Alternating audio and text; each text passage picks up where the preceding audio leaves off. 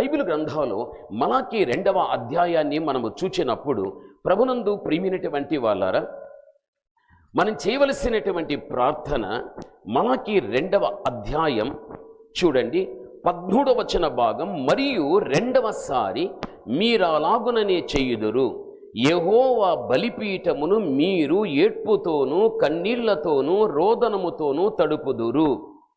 బాగా అర్థం చేసుకోవాలి.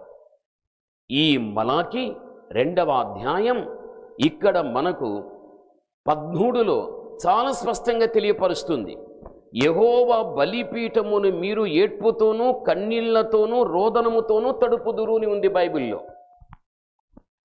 మలాకీ కాలములో జీవిస్తూ ఉన్నటువంటి స్త్రీలను గురించి చెప్పబడినటువంటి మాట ఈ మాట. అయితే వీరు ఏం చేశారు అంటే, దేవుని ఆలయములోనికి వెళ్ళి బలిపీఠము దగ్గర వీరందరూ కూడా ఏడుస్తూ ప్రార్థిస్తున్నారు, ప్రార్థన చేస్తూ ఏడుస్తున్నారు. వారు ఏడ్చేటువంటి ఏడ్పు, వారు విడిచిపెట్టిన కన్నీళ్లు బలిపీఠాన్ని పూర్తిగా తడిపేసింది. ఎంత కన్నీరు కార్చి ఉంటే బలిపీఠం తడిచిపోతుంది. దేవుని ఆలయములో దేవుని మహిమార్థకంగా ఉపయోగపడే ఉపకరణములు చాలా ఉన్నాయి. వాటిలో ఒకటై ఉన్నది ఏమిటి అంటే బలిపీఠం. బలిపీఠము ఎందుకు అంటే, మనుష్యులు పాప పరిహారార్థ నిమిత్తంగా దేవుని యొక్క ఆలయ ప్రాకారము దగ్గరికి వచ్చినప్పుడు బలిపీఠము దగ్గర ఒక పవిత్రమైన ప్రాణిని బలి చేసి దాని యొక్క రక్తం ప్రోక్షించబడేటప్పుడు పాత్రలో తీసుకొని ఆ రక్తములో ఇస్సోపు యొక్క కర్రను ముంచి పాప పరిహారార్థ నిమిత్తంగా వచ్చిన వ్యక్తుల మీద యాజకుడు రక్తాన్ని చల్లేవాడు. మనుష్యుల మీద అది పడినప్పుడు వారికి పాప పరిహారము కలగగలిగాదని, ఒక విమోచన, ఒక విడుదల జరగగలిగాదని సంతోషముతో వెళ్ళేవారు. ఇది ఏడాదికి ఒకసారి జరిగినట్లు బైబిల్ మనకు తెలియపరుస్తూ ఉంది. అటువంటి పవిత్రమైనటువంటి ఒక ప్రాణిని అక్కడ బలి చేసి దాని రక్త ప్రోక్షణ ప్రజల మీద చల్లడం పాత నిబంధన కాలపు యొక్క చట్టం అది. అయితే మలాకీ కాలంలో ఉన్న స్త్రీలంతా కూడా ఆ బలిపీఠము దగ్గరికి వెళ్ళిపోయారు. అసలుకి ఎందుకు ఏడ్చారు? వారు ప్రార్థించారు? వారు ప్రార్థించేటప్పుడు ఏడుస్తున్నారు, వారు ఏడుస్తూ ప్రార్థన చేస్తున్నారు. కారణం ఏమిటి అంటే, ఆ రోజున మలాకీ కాలములో ఉన్న స్త్రీలు ఎవరైతే ఉన్నారో వారు భర్తలు మారలేదు, విశ్వాసఘాతకులుగా జీవిస్తున్నారు. అటువంటి విశ్వాసఘాతకమైనటువంటి జీవితాన్ని జీవిస్తున్నటువంటి తమ భర్తలకు తమ మంచి ప్రవర్తన ద్వారా మారుతారేమో అని చాలా యోగ్యులుగా జీవించారు. భార్యల మంచి ప్రవర్తన, ఎంత మంచి ప్రవర్తన తమ భర్తలకు వారు చేసి చూపించినప్పటికీ కూడా క్రియాపూర్వకంగా మనిషిలో మార్పు రాలేదు. వారు ఎరిగి ఉన్న ధర్మశాస్త్రములో ఉన్నటువంటి దేవుని జీవవాక్యాన్ని వారి మార్పు నిమిత్తం భార్యలు చెప్పినా వారు మారలేదు. సంవత్సరాలు గడిచిపోతున్నాయి. వారి మాట వీరికి ఇబ్బంది, వారి ప్రవర్తన ఇబ్బంది, వారి చేష్టలు ఇబ్బంది. అన్ని విధములో కూడా ఆ రోజుల్లో స్త్రీలైన వారికి నెమ్మది లేక, శాంతి లేక, సమాధానము లేక భర్తలే వీరిని బాగా కృంగదీసేటువంటి రీతిగా తయారైపోయారు. రోజులు గడిచిపోతున్నాయి. అయితే చిట్ట చివరికి వారు తెలుసుకున్న సత్యం ఒకటి. అది ఏమిటి అంటే, మనిషి మనిషిని మార్చలేడు. మనిషిని మార్చేవాడు దేవుడు ఒక్కడే అని ఆ రోజున స్త్రీలందరూ కూడా ఏకమైపోయి దేవుని ఆలయములోనికి వెళ్ళి బలిపీఠము దగ్గర మోకాళ్ళ మీద నిలిచి వారి యొక్క పరివర్తన నిమిత్తంగా దేవుని దగ్గర కన్నీరు కారుస్తూ వారు ఏడ్చి ప్రార్థన చేశారు. వారి విడిచిపెట్టిన కన్నీరు బలిపీఠమనంతా కూడా తడిపేసింది. బలిపీఠమంతా తడిపేసింది. ఎంత కన్నీరు కార్చుంటారో. మనిషి జీవితంలో బాధ అనేది హృదయంలో ఉంటే బాధను బట్టి కన్నీళ్ళు వచ్చేస్తాయి. ఆ రోజున వారి బాధ వర్ణించలేం మనం. బాధ పెట్టుకున్నటువంటి వ్యక్తులు మీరు చూడండి, బాధ పడుతూ మాట్లాడలేరు. కొంతమంది బాధ పెట్టుకొని మాట్లాడలేరు. ఆ బాధ మాట్లాడనివ్వదు. ఒకవేళ మాట్లాడటానికి ప్రయత్నిస్తే 1-2 మాటలు వచ్చేస్తాయి, కళ్ళలో పలపలా నీళ్లు కారిపోతాయి, ఇంకా ఏడ్పు ఒకటే కనిపిస్తుంది. బాధ మాట్లాడినివ్వదు. ఒకవేళ మాట్లాడినా కూడా కళ్ళలో నుండి నీళ్లు వచ్చేస్తాయి. ఎంత బాధ వారికి ఉంటే అంత కన్నీరు వారికి రాగలుగుతుంది. ప్రభునందు ప్రియమైన వాళ్ళారా, ఆ వాక్యములో చూడగలిగితే భర్తల గురించి బైబిల్ చెబుతుంది, వారు విశ్వాసఘాతకులండి. ఎంతోమంది ఇబ్బందిని పెట్టిన వారండి, ఎంతోమంది విడిచిపెట్టేశారండి, ఎంతోమంది విధవరణను చేసేశారండి. అందుకే నేను వారి పక్షమున ఉంటానండి, ఉండి నేనే సాక్ష్యం పలుకుతా వారి నుండి అని ఆ వాక్యంలో మనకు కనిపిస్తూ ఉంటున్నది. అంటే ఆ స్త్రీల యొక్క ప్రార్థన ఎందుకు అంటే, మార్పు లేని వ్యక్తుల మార్పు విషయమై వారు చేసిన ప్రార్థనలు. అది దేవుని ఆలయానికి వచ్చేటువంటి ఆయన భక్తులమైన మనం చేయవలసిన మొదటి ప్రార్థన ఏమిటి అంటే, మన దృష్టిలో మన ఇంటి వారు కానీ, బంధువులు కానీ, బయట వారు కానీ ఎవరైతే కన్నా మార్పు చెందకుండా, దేవుణ్ణి నమ్మకుండా, ఎవరైతే కొన్ని అసభ్యమైన కార్యాలు చేస్తూ జీవిస్తూ ఉంటున్నారో అలాంటి వారి మార్పు విషయముగా మొట్టమొదట మనము ప్రార్థన అనే ధూపాన్ని మనము కలిగి ఉండాలి. ఇతరుల మార్పు విషయం మనం మొదట ప్రార్థన చేయాలి. మన ఆశీర్వాదాలు, మన సహాయాలు, మన దీవెనలు, మన ఆరోగ్యం, మన ఆర్థికం, ఈ లోకపు అవసరతల గురించి ప్రార్థించడం మొదట ప్రక్కన పెడుదాం. మొదట మనుష్యుల మార్పు కోసం మీరు గమనించండి, యోబు చాలా శ్రమలు పడ్డాడు. అందరూ విడిచిపెట్టేశారు. సొంత ఇంటి వారు విడిచేశారు, బంధువులు విడిచేశారు, స్నేహితులు విడిచేశారు.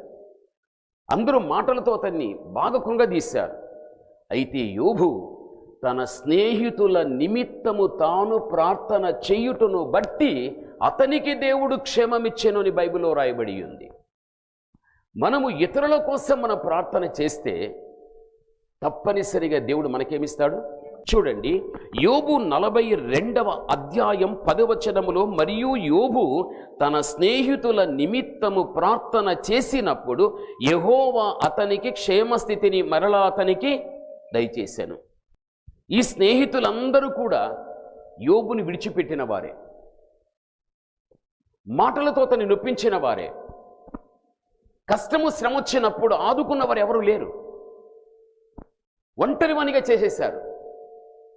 యోబు ఎవరి నుండి ఇబ్బంది పడగలిగాడో, యోబు ఎవరి నుండి బాధపడగలిగాడో, ఎవరి మాటల ద్వారా తన మనస్సు నొప్పిగలిగాడో వాళ్ళు మళ్ళీ ప్రతిదూషణ చేయలేదు. వారి మేలే కోరి తను ఏం చేశాడంటే, ఓ దేవా వారు క్షేమంగా ఉండని, వారి కుటుంబం క్షేమంగా ఉండని, వారి పిల్లలు క్షేమంగా ఉండని యోబు ప్రార్థన చేశాడు. వారి క్షేమాన్ని కోరాడు కాబట్టే దేవుడి తనకి మరలా ఏమిచ్చాడు? ఇక్కడ మీరు అర్థం చేసుకోండి, యోబును గురించి ప్రార్థించుకోవలసిన విషయాలు చాలా ఉన్నాయి. పాపం పిల్లలంతా చచ్చిపోయారు, 10 మంది. ఆరోగ్యం పూర్తిగా పోయింది, వ్యాధిగ్రస్తుడైపోయాడు, తనకున్న ఆస్తి అంతా పోయింది. భార్య కూడా చచ్చిపోని చెప్పింది, దేవుని దూషించయ్యా అని చెప్పింది. యోబు పిల్లల కోసం చేయాలి, ఆరోగ్యం కోసం చేయాలి, తన ఆర్థికం కోసం చేయాలి, తన భార్య మార్పు కోసం చేయాలి. జీవితంలో ఏది నష్టపోయాడో దాన్ని మళ్ళీ పొందుకోవటానికి తనకు వాటి కోసం ప్రార్థించాలి. తన కోసం తాను ప్రార్థించుకునేవి తన ఇంటిలో ఎన్ని ఉండినా వాటన్నిటిని పక్కన పెట్టేసి తన బాధ పెట్టిన తన స్నేహితుల కోసం ప్రార్థన చేశాడు. ఇది అసలైన ప్రార్థన. దేవుని యొక్క ఆలయానికి వచ్చే మనం ఎప్పుడు కూడా మన జీవితంలో ఇతరుల యొక్క మేలు కోరిన వారమై మనం ఇతరుల కోసం మనం ప్రార్థించిన వ్యక్తులను కాగలిగితే తప్పనిసరిగా మొదట మనకు క్షేమాన్ని ఇస్తాడు, మనం ఎవరి కోసం చేస్తున్నామో ఆ తర్వాత వారికి కూడా దేవుడు ఏమిస్తాడు? క్షేమాన్ని ఇస్తాడు. సరే, రెండో ప్రార్థన ఎలాంటిది తెలుసా? ఇది మొదటి ప్రార్థన. రెండో ప్రార్థన కీర్తన 6:6 చదువుకుందాం. నేను మూలుగుచు అలసి ఉన్నాను, ప్రతి రాత్రి కన్నీరు విడుచుచు నా పరుపు తేలజేయుచున్నాను, నా కన్నీళ్ల చేత నా పడక కొట్టుకుని పోవుచున్నది అని వ్రాయబడి ఉంది. ఇక్కడ భక్తుడైనటువంటి దావీదు చేసేటువంటి తన వ్యక్తిగత ప్రార్థనది. ఇది ఏ ప్రార్థన? ఇది వ్యక్తిగతమైనటువంటి ప్రార్థన. వ్యక్తిగతంగా తాను చేసేటువంటి ప్రార్థన ఎలా ఉంది అని మనం ఆలోచించగలిగితే, నేను రాత్రంతా మూలుగుతున్నాను, రాత్రంతా కూడా నేను కన్నీళ్లు పెడుతున్నాను. నేను మూలుగుటను బట్టి, నేను కన్నీరు పెట్టుటను బట్టి నా కన్నీరు నా పరుపును తేలగొట్టాది, నా కన్నీరు నా పడక కొట్టుకుపోయే రీతిగా చేశాది అని దావీదు భక్తుడు ఈ స్థలములో మనకు తెలియపరుస్తూ ఉంటున్నాడు. ప్రభునందు ప్రియమైనటువంటి వాళ్ళారా, మలాకీ కాలములో ఉన్న స్త్రీలందరూ కూడా వారు ఏడ్చుటను బట్టి బలిపీఠమంతా తడిసిపోయాదని మనం విన్నాం. అయితే ఇక్కడ దావీదు రాత్రి మేలుకున్నవాడై తాను ఎప్పుడైతే మూలుగుతూ, ఎప్పుడైతే తాను ప్రార్థిస్తూ, ఎప్పుడైతే తన కన్నీరు పెట్టగలిగాడో, తాను విడిచిపెట్టిన కన్నీరు తన పరుపు తేలిపోయాది. తాను విడిచిపెట్టిన కన్నీరు పడక కొట్టుకుపోయే రీతిగా చేశాది.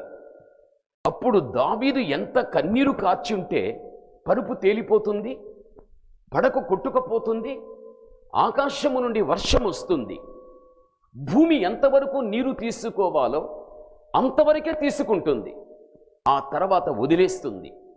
వర్షం పడుటను బట్టి నీటి మట్టం భూమి మీద పెరుగుతూ వస్తుంది. ఎత్తైన స్థలములో ఉన్న నీటి ప్రవాహం తగ్గు స్థలాలకి అలా పారి వచ్చేస్తుంది. తేలికగా ఉన్నవన్నీ కూడా కొట్టుకుని వెళ్ళిపోతాయి. అయితే ఇక్కడ దావీదు ఎంత కన్నీరు కార్చి ఉంటే పరుపు తేలిపోతుంది, ఎంత కన్నీరు కార్చి ఉంటే తన పడక కొట్టుకుపోతుంది. ఇది సాధ్యమా? ఇది సాధ్యమా అంటే దాని అర్థం పరుపు తేలిపోయి పడక కొట్టుకుపోయేంత కన్నీరు అక్కడ కాచగలిగాడని కాదు దాని అర్థం. దావీదు తన వ్యక్తిగత జీవితంలో తాను పాపము చేయటానికి ఉపయోగించినటువంటి పరుపు అది, పాపము చేయటానికి తాను ఉపయోగించిన పడక అది. ఏ పరుపు మీద పాపం చేశాడో, ఏ పడక మీద తాను పాపం చేశాడో, తాను విడిచిపెట్టినటువంటి కన్నీరు పడక మీద ఉన్న పాపాన్ని తేలిపోయేటట్టుగా, తాను విడిచినటువంటి కన్నీరు పడక మీద ఉన్న పాపము కొట్టుకుపోయే రీతిగా, అది దాని అర్థం. పరుపు తేలిపోయాదని, పడక కొట్టుకుపోయాదని కాదు దాని అర్థం. నేను తప్పు చేశాను, నా తప్పు నాలోనే ఉంది. తప్పు చేయటానికి ముందు ఆత్మతో నింపబడ్డాను. ఆ ఆత్మే నన్ను సర్వసత్యములో నడిపించింది. పాపము రానప్పుడు నాలో రక్షణ ఉండగలిగాది. నేనెంతో ఆత్మీయతలో ఆనందించిన వ్యక్తిని. నేను నా దేవునికి ఒక పరస్పర సంబంధం, ఆయనకి నాకు ఒక సన్నిహిత సంబంధం. ఇలా ఉండడం ఆయన చిత్తమును జరిగించా, ఆయన ఉద్దేశాన్ని జరిగించగలిగా. ఒక తప్పు చేయటానికి అవకాశాన్ని ఇచ్చిన కారణాన్ని బట్టి దైవత్వమునకు సంబంధించిన ప్రతి ఒక్క గుణం నాలో నుండి పూర్తిగా దూరమైపోయాయి. ఏ పాపము ద్వారా నాలో ఉన్న భక్తికి సంబంధించినవన్నీ దూరమైపోయి, ఏ పాపము నాలో ఉండిపోయాదో ఆ పాపము నాలో ఉండకుండా ఆ పాపం తేలిపోయి ఆ పాపం కొట్టుకుపోయే రీతిగా. కారణం ఏది అంటే, దేవుని సన్నిధిలో నేను మోకాళ్ళ మీద నిలిచి ప్రార్థన చేస్తూ నేను విడిచిపెట్టేటువంటి కన్నీళ్లే ఆ పాపాన్ని తెలగొట్టి ఆ పాపము కొట్టుకుపోయే రీతిగా చేస్తుందని దావీదు ఆ రోజున అటువంటి అనుభవమును కలిగిన వాడుగా పరిశుద్ధ గ్రంథంలో మనకు తెలియపరుస్తూ ఉంది. అంటే తన వ్యక్తిగత జీవితంలో దావీదు గ్రహించాడు, నేను తప్పు చేశాను. ఈరోజు అనేక మంది వ్యక్తులు తప్పు చేస్తారు, అయితే గ్రహించరు. గ్రహించనంత వరకు మార్పు రాదు, గ్రహించనంత వరకు పశ్చాత్తాపము రాదు, గ్రహించనంత వరకు దాని గురించి దేవుని దగ్గర విచారణ చెయ్యరు, గ్రహించనంత వరకు దేవుని దగ్గర మార్పు కావాలని అడగరు, పోగొట్టుకున్న ఆత్మీయత కావాలని కూడా వారు కోరుకోరు. అందుకే దేవుని ఆలయానికి వచ్చేటువంటి భక్తుడు మొట్టమొదట ప్రార్థన ఏమిటి అంటే, ఇతరుల యొక్క బాగోగు కోసం, వారి కోసం మనం ఏం చేయాలి? యేసు ఏమన్నాడు? నశించిన దానిని వెదకి రక్షించటానికి నేను లోకానికి వచ్చా అని వచ్చింది దానికోసం. ఈ రోజున భక్తులమైనటువంటి మనమున్నది ఎందుకోసము అంటే, మన యొక్క కనుదృష్టిలో ఎంతమంది వ్యక్తులైతే చెడిపోయి ఉంటున్నారో ఆ చెడిపోయిన వ్యక్తులు ఒక మంచివారుగా కావాలి అని దేవుని దగ్గరికి వెళ్ళి మనం ప్రార్థన చెయ్యాలి. నీ ఈ ప్రసంగాలు నేను ఎన్ని చేసినా, దేశ విదేశాలకంతా వాక్యం చెప్పి వెళ్ళినా గమనించాలి, మనిషిని మార్చలేడు. మనిషిని మార్చేవాడు దేవుడు ఒక్కడే. ఏ దేవుడైతే మనిషిని మార్చగలుగుతాడో ఆ దేవుని దగ్గర నా సమయాన్ని హెచ్చించి దేవుని దగ్గర నేను ప్రార్థించగలిగినట్లయితే నేను చేసేటువంటి ప్రార్థన ఎవరి మీదైతే ఉంటుందో ఆ ప్రార్థన వారి మధ్యన శక్తివంతంగా పనిచేసి దేవుడు నిర్ణయించిన కాలంలో వారి మార్పును కలిగించి వాడు తన సన్నిధికి, దేవుని సన్నిధికి వచ్చేటట్టుగా దేవుడే చేయగలుగుతాడు. ఇది మొదటి ప్రార్థన.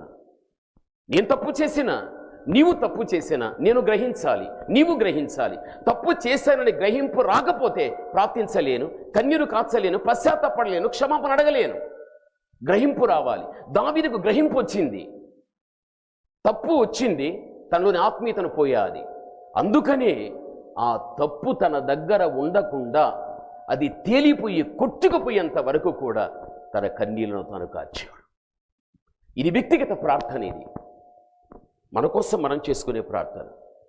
ఇది ఆశీర్వాదాల కోసం కాదు. చచ్చిపోయేంత వరకు కూడా ఆశీర్వాదాలే. నా భర్తను కాపాడు, నా భార్యను కాపాడు, నా పిల్లలను కాపాడు, నాకు ఇది ఇవ్వు, అది ఇవ్వు, చచ్చేంత వరకు ఇదే ఉంటాయి క్రైస్తవులకు ప్రార్థనలు. నువ్వు అడిగినా అడగకపోయినా దేవుడు ఇచ్చేస్తాడు. ఆయన నమ్ముకున్న బిడ్డలకు ముందుగానే దేవుడు సిద్ధపరిచి ఉంచేసింటాడు కొన్ని ఆశీర్వాదాలు. ఆ సమయం వచ్చినప్పుడు మన యోగ్యమైన ప్రవర్తన బట్టి దేవుడు ఆశీర్వాదాలు ఇస్తాడు. అంతవరకు మన జీవితంలో వ్యక్తిగతంగా నేను ఎక్కడైనా దేవునికి తప్పు చేశానా? నా ఆత్మీయత నేను బలహీనపరుచుకున్నానా? నిజముగా ఇతరుల యొక్క రక్షణార్థమై, వారి మార్పు విషయమై, ఇతరుల విషయంలో నేను ఎంత సమయాన్ని ఇస్తున్నాను, ఎంత నేను ప్రార్థన చేస్తున్నాను? అందుకే హిజ్కియా అన్నాడు, తెరువబడినటువంటి ఆలయ తలుపులను తెలుసుకున్న మీరు ఆలయానికి మీరు వస్తూ ఉన్నారు. కాబట్టి మీరు ఆలయములో ఏం చేయాలంటున్నాడు? ధూపము వేయుడి. పాత నిబంధన కాలములో ఆ ధూపము వేరు, తర్వాత ఆ ధూపం ప్రార్థనగా మారిపోయాలి. ఆలయానికి వచ్చే మనం ప్రార్థన ధూపం మనకు ఉండాలి. మొదట మనం చేసే ప్రార్థన ఏది? ఒక చెడ్డవాడు మంచివాడుగా కావాలని ప్రార్థించాలి. రెండవది, మన వ్యక్తిగత జీవితంలో మనం చేసిన కొన్ని పొరపాట్ల వల్ల ఆ పొరపాట్లు మనలో ఏమాత్రమూ ఆత్మీయత లేకుండా అవన్నీ దూరమై వెళ్ళిపోయినప్పుడు ఆ మనలో ఉన్న పొరపాట్లన్నీ కూడా మనల్ని విడిచిపెట్టి వెళ్ళిపోవాలి అంటే కన్నీటితో కూడిన ప్రార్థన. అందుకే దావీదు అన్నాడు, విరిగి నలిగిన మనస్సు దేవునికి ఇష్టమైన బలి. మనస్సు విరిగిపోవాలి, నలిగిపోవాలి. కొంతమంది ప్రార్థన మాటల ప్రార్థనగా ఉంటుంది. మన ప్రార్థన మాటల ప్రార్థనగా ఉండకూడదు, మూలుగులతో కూడిన ప్రార్థనగా ఉండాలి. మూలుగు ఎక్కడి నుంచి వస్తుంది? నాభిలో నుండి వస్తుంది మూలుగు. ఎక్కడి నుండి? నాభిలో నుండి వస్తుంది మూలుగు. అందుకే ఇక్కడ దావీదు తాను మూలుగుతూ ఏం చేస్తున్నాడు? ప్రార్థన చేశాడు. నాభిలో నుండి ఆ బాధతో పెదవులతో చేసే ప్రార్థన అది నీ వరకే ఉంటుంది. అయితే మూలుగుతూ వేదనతో చేసే ప్రార్థన దేవుని వరకు వెళ్ళిపోతుంది. అది కార్యం చేస్తుంది. పెదవులతో చేసేది మన దగ్గరే ఉండిపోతుంది, దేవుని దగ్గరికి పోదని. కాబట్టి నేనైనా మరి నీవైనా దేవుని వాక్యం ఎలా మనం నడుచుకోమని చెబుతుందో ఆ విధంగా మనం నడుచుకోవడం ద్వారా తప్పనిసరిగా మన ఆత్మీయ జీవితానికి మెరుగు పెట్టుకున్న వ్యక్తులంగా కావడం జరగగలుగుతుంది. కాబట్టి వ్యక్తిగత ప్రార్థన, ఇతరుల కోసం చేసే ప్రార్థన, ఈ రెండూ కూడా సంఘానికి వచ్చేటువంటి మనకు ఉండాలి. ఇవి ఉండగలిగితే మనకు కావలసినటువంటి ప్రతి అవసరత అడగకపోయినా దేవుడు ఏం చేస్తాడు? దేవుడు ఇచ్చేస్తాడు. తప్పనిసరిగా దేవుడు ఇవ్వగలుగుతాడు. ఇది మనం నేర్చుకోవాలి. రెండవదిగా ఏమంటున్నాడు తెలుసా? ఇక్కడ తన సన్నిధిని నిలుచుటకు అంటున్నాడు. తన సన్నిధిని ఏం చేయాలి? ఆలయానికి వస్తున్నటువంటి యూదా ప్రజలారా, మీరు ధూపం వేయడమే కాకుండా మీరు నా యొక్క సన్నిధిని ఏం చేయాలి? నిలవాలి. అంటే భక్తుడైనటువంటి వాడు తన జీవితంలో భూమి మీద ఉన్నంత వరకు కూడా దేవుని యొక్క సన్నిధిని అనుభవించే వ్యక్తిగా ఉండాలి. ఇప్పుడు మీరందరూ వచ్చారు. ఎవరి సన్నిధికి వచ్చారు? దేవుని సన్నిధికి వచ్చారు. ఈ 4 గోడలు, పైన ఒక కప్పు. ఇక్కడికి రావాలని రాలేదు. బైబిల్ ఏమంటుంది? ఎక్కడ 2 3 కూడి ఉంటారో అక్కడ నేనుంటాను. ఇక్కడ 2 3 కంటే పైబడిన వ్యక్తులుగా ఉంటున్నాం కాబట్టి ఇక్కడ ఎవరుంటారు? ఆయన ఉండడమే నా సన్నిధి. ఆయన ఉన్నటువంటి స్థలానికి మనం రావాలి. కొంతమంది అంటారు, గుడికేం పోల్సిన పని లేదు, ఇంట్లోనే ప్రార్థన చేసుకోవచ్చు, ఇంట్లోనే పాట పాడుకోవచ్చు, ఇంట్లో ఉండే టీవీలోని రిమోట్ తీసుకుంటే 24 గంటలు ఏదో సేవకుడు వాక్యం చెప్తున్నాడు, అదే చాలు. సైతాను ఏం చేస్తాడంటే ఇలాంటి వాటిని చూపించి ఒక పరిశుద్ధమైన సంఘము, భక్తులుగా సహవాసం కూడే స్థలానికి దూరం చేసి భ్రష్టులైపోతూ ఉంటారు. రిమోట్ తీసుకుంటాడు, టీవీ ఆన్ చేస్తాడు, ఎవరో ఒక భక్తుడు వాక్యం చెబుతూ ఉంటాడు. సైతాను ఈ రిమోట్ని, వేల్ని ఫ్రీగా పెట్టాడు. ఇంకొకటి నొక్కుతాం, వెంటనే సినిమా వచ్చేస్తుంది. చూస్తూ ఉంటాం, వాక్యమే వింటూ ఉంటాం. ఇంకొకటి నొక్కిస్తాడు. వినేటువంటి వాక్యానికంటే ఈ సీరియలు, ఈ సినిమా ఇంకా ఆకర్షించేస్తుంది. అక్కడే పట్టేస్తాడు. అట్లే నిలబడిపోతుంది. కళ్ళు అట్లే నిలబడిపోతాయి. కళ్ళు అట్లే నిలబడిపోతాయి. పొయ్యి మీద పొంగు వచ్చేసిన, అది స్టవ్ మీద పడి ఆరిపోయిన, గ్యాస్ పోతా ఉండిన, సైతాను మాత్రము కళ్ళు ఎలా పెట్టింటాడు? మీదే పెట్టింటాడు.